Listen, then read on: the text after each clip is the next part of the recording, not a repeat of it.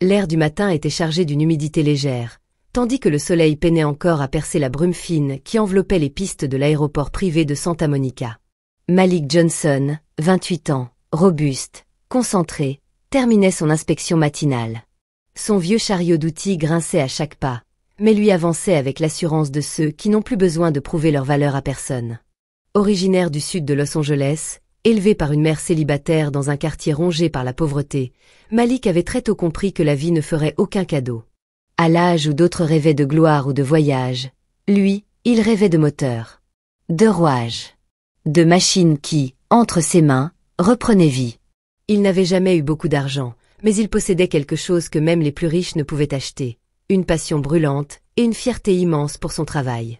Alors que la matinée s'annonçait calme, un appel d'urgence crépita dans son oreillette. « Malik, on a une situation sur la piste 3.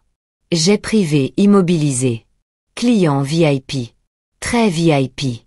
T'es le plus rapide, on compte sur toi. » Sans perdre une seconde, il attrapa sa mallette d'intervention rapide, ajusta sa casquette noire sur ses dreadlocks soignés et fonça vers la piste. À son arrivée, le décor était surréaliste. Un jet Gulfstream G650, l'un des plus luxueux au monde, était stationné, portes ouvertes, tandis qu'une équipe de techniciens, chemise blanche impeccable, tournait autour sans savoir quoi faire. En retrait, une limousine noire attendait, moteur allumé. La tension dans l'air était palpable. Un homme en costume, visiblement le chef de l'équipage, s'avança vers Malik, un regard sceptique sur le visage. « Tu es sûr que tu peux gérer ça, mon gars ?» lança-t-il d'un ton condescendant. Malik ne répondit pas. Il savait que dans cet univers où tout brillait de luxe, sa peau noire, sa combinaison de travail tachée d'huile, son langage direct et sans fioriture suscitait toujours d'abord le doute. Mais il n'avait pas le temps pour les jugements. Ce qui comptait, c'était la machine. Il monta à bord du jet, salua rapidement le pilote, puis se pencha sur les commandes. D'un regard aiguisé, il remarqua une anomalie électrique au niveau du tableau de bord, une odeur légère de court-circuit flottait dans l'air, imperceptible pour la plupart, mais évidente pour un connaisseur. Pendant ce temps, dans la limousine, Victoria Lancaster, l'héritière et PDG d'un empire technologique mondial, observait la scène. Âgée de 33 ans, silhouette élancée, regard acéré caché derrière des lunettes de soleil, elle s'impatientait. Le moindre retard coûtait des millions. Pourtant, quelque chose dans l'attitude de ce jeune mécanicien attira son attention. Malik, concentré, s'équipa de ses outils. Il ne se contentait pas de réparer. Il écoutait la machine, ressentait ses failles, anticipait ses caprices. Chaque geste était précis, maîtrisé, sans le moindre gaspillage de mouvement. Il localisa la source de la panne, un fusible principal grillé, provoquant un dysfonctionnement du système de pressurisation critique pour un vol à haute altitude. Tandis que les autres techniciens bredouillaient des théories inutiles, Malik démontra en quelques minutes une dextérité impressionnante. Ses mains volaient sur les circuits, déconnectaient, reconnectaient, remplaçaient sans trembler. Lorsqu'il ralluma le moteur auxiliaire, un vrombissement profond et puissant confirma que l'appareil était de nouveau opérationnel. Les membres de l'équipage échangèrent des regards incrédules. Le chef d'équipage, un peu honteux, murmura « Merci, mec ». Mais Malik ne cherchait ni reconnaissance ni compliment. Il nettoya ses mains sur un chiffon et fit signe au pilote que l'avion était prêt. C'est à cet instant que Victoria sortit de la limousine. Ses talons claquèrent sur le bitume tandis qu'elle s'approchait, droite, imposante. Malik la vit arriver et baissa légèrement sa casquette en guise de salut. Elle ôta ses lunettes, dévoilant des yeux verts pénétrants, pleins de curiosité. « C'est vous qui avez réparé mon avion si rapidement ?» demanda-t-elle, la voix ferme, presque incrédule. « Oui, madame. C'était pas si grave. Faut juste connaître ces moteurs-là. Ils parlent, faut savoir les écouter, » répondit Malik, humble mais fier. Victoria esquissa un sourire rare, sincère. « Comment vous appelez-vous ?»« Malik. Malik Johnson. » Un silence, léger mais lourd de signification.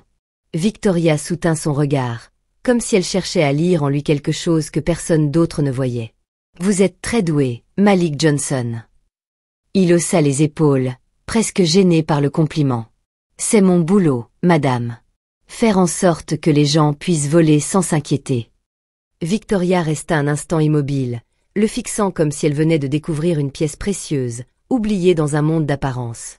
Puis, à la surprise générale, elle tendit la main. « Venez boire un café avec moi. » Autour d'eux, les membres de l'équipage échangèrent des regards abasourdis. On n'invitait pas un mécanicien en combinaison taché à boire un café avec Victoria Lancaster. Ça ne se faisait pas. Mais Victoria n'était pas du genre à suivre les règles, surtout quand elle sentait qu'un moment exceptionnel était en train de naître. Et Malik, après une brève hésitation, serra sa main dans la sienne, avec la même simplicité, la même sincérité qui, quelques instants plus tôt, avait sauvé son jet, et sans qu'il le sache encore, bouleversé son destin. Le salon privé de l'aéroport était un écrin de luxe feutré, marbre blanc au sol, canapé de cuir beige, murs tapissés d'œuvres d'art modernes. Une odeur discrète de jasmin flottait dans l'air, portée par une climatisation à peine perceptible. Malik entra, un peu raide, conscient de ses chaussures de travail poussiéreuses et de sa combinaison encore tachée d'huile. Ce n'était pas son monde. Victoria, elle, avançait sans hésitation, le menant à une table isolée près d'une immense baille vitrée donnant sur la piste. De là, il pouvait voir le jet qui, grâce à Malik, se tenait prêt à s'élancer de nouveau. « Asseyez-vous, Malik », dit-elle avec un sourire chaleureux. Il hésita une fraction de seconde, puis s'assit, ses gestes mesurés, ses yeux vifs scrutant chaque détail autour de lui. Un serveur en costume s'approcha en silence. Victoria commanda un café noir, puis se tourna vers Malik. « Et vous ?»« Un café aussi. »« Noir, sans sucre, » répondit-il. Elle eut un léger rire. « Voilà un homme qui va droit au but. » Le silence s'installa brièvement, mais ce n'était pas un silence pesant. C'était celui, rare, des rencontres vraies où chacun observe l'autre, non pour juger, mais pour comprendre. Victoria fut la première à briser la glace. « Vous travaillez ici depuis longtemps. » 3 ans. Avant ça, j'étais freelance.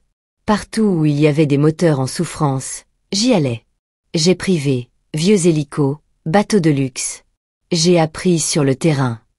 Elle l'écoutait avec une attention totale, sans la moindre distraction. Peu de gens l'avaient regardé ainsi dans sa vie, sans chercher à plaire ni à impressionner. « Vous n'avez jamais pensé à ouvrir votre propre garage aéronautique ?» demanda-t-elle. Malik haussa les épaules. « J'y ai pensé. Mais ça coûte cher. Les pièces, les licences, les hangars. Ce n'est pas pour les gens comme moi, » répondit-il avec une pointe d'amertume. Victoria fronça légèrement les sourcils. « Les gens comme vous. » Il esquissa un sourire triste. « Les gens qui n'ont pas de réseau. Pas de famille riche. Pas de carte d'entrée dans ce monde. Ici, ce n'est pas seulement une question de compétence. C'est une question de pédigré. » Victoria resta silencieuse un instant. Son regard se fit plus intense. Elle comprenait bien mieux qu'il ne le pensait. Derrière son image de milliardaire souriante, elle aussi avait combattu. Être une femme dans l'univers impitoyable de la tech avait fait d'elle une guerrière, sans relâche. Et malgré ça, vous êtes ici. À réparer des jets que personne d'autre ne peut sauver, dit-elle doucement. Malik haussa les sourcils, un peu surpris par la sincérité dans sa voix. Le serveur revint avec les cafés. Victoria le remercia d'un hochement de tête, puis reprit la conversation. Vous savez, Malik, tout le monde pense que parce que j'ai de l'argent, ma vie est facile, que je peux tout acheter. Mais il y a des choses qu'on ne peut pas acheter. Le respect véritable, l'amitié sincère, l'amour.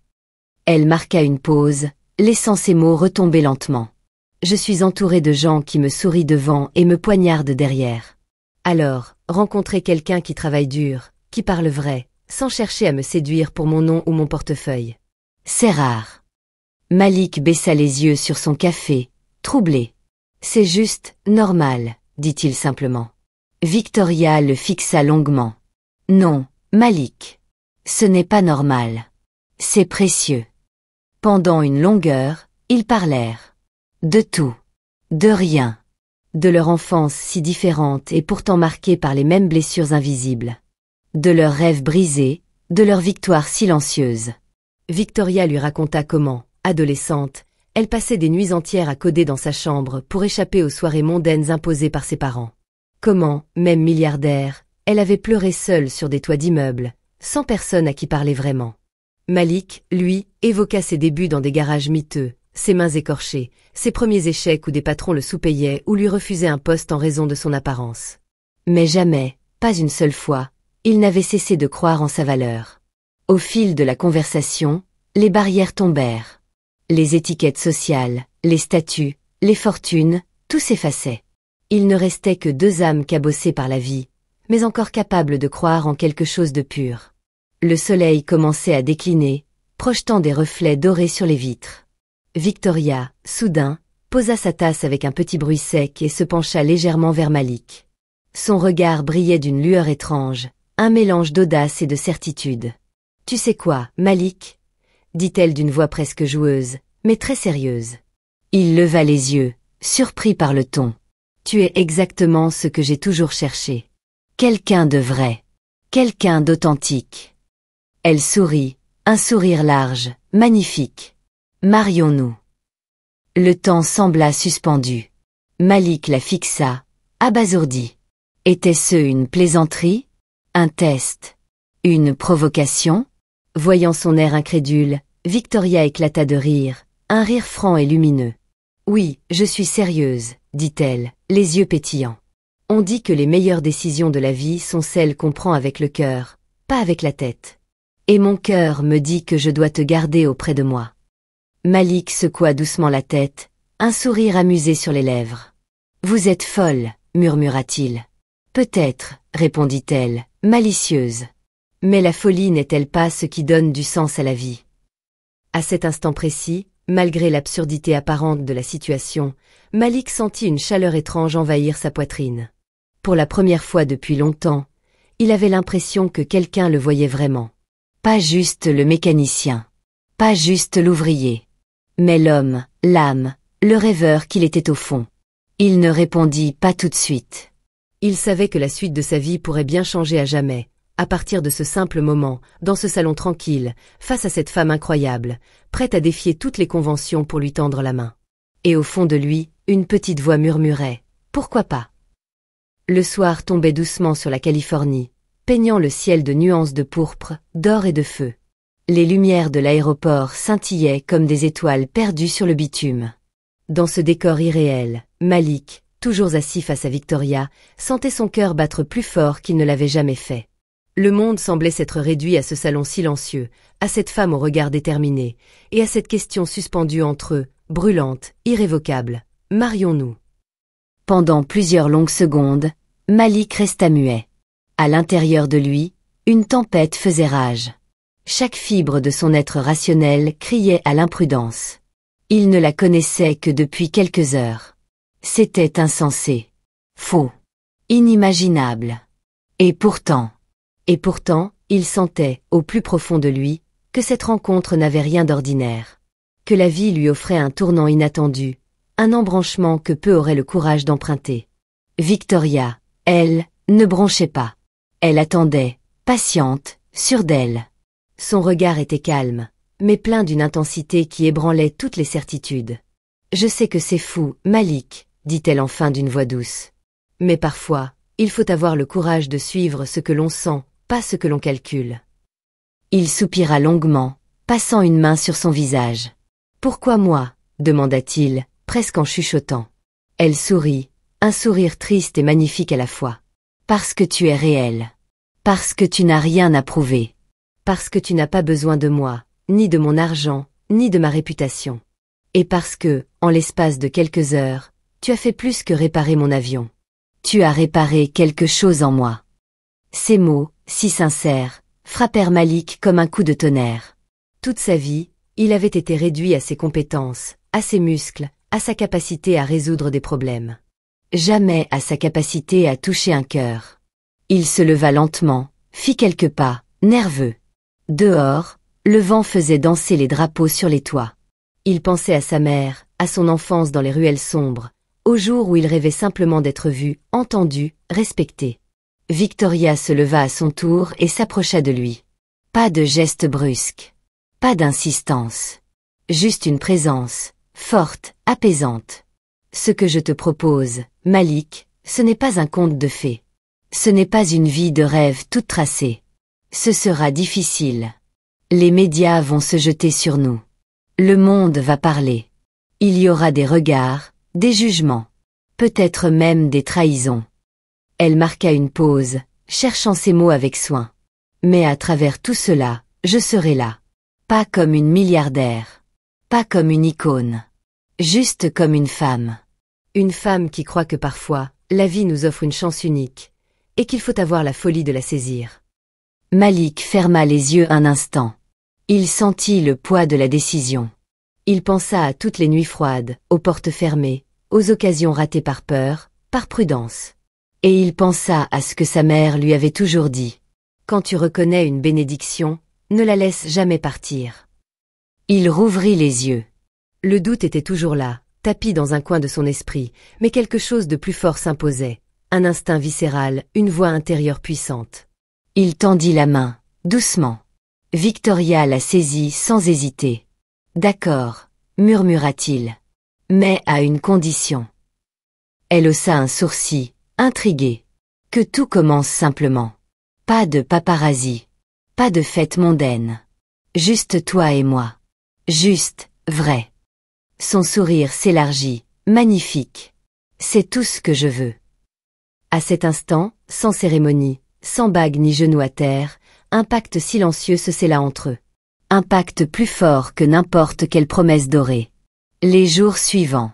La nouvelle fit bientôt le tour du monde, malgré toutes leurs précautions. La milliardaire Victoria Lancaster se fiance à un simple mécanicien. Les journaux en firent leurs gros titres. Les plateaux télé s'enflammèrent.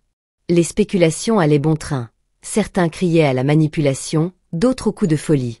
Mais eux, loin du tumulte médiatique, se retrouvaient chaque soir dans un petit appartement de Santa Monica, loin des jets privés et des tapis rouges. Ils cuisinaient ensemble. Ils riaient.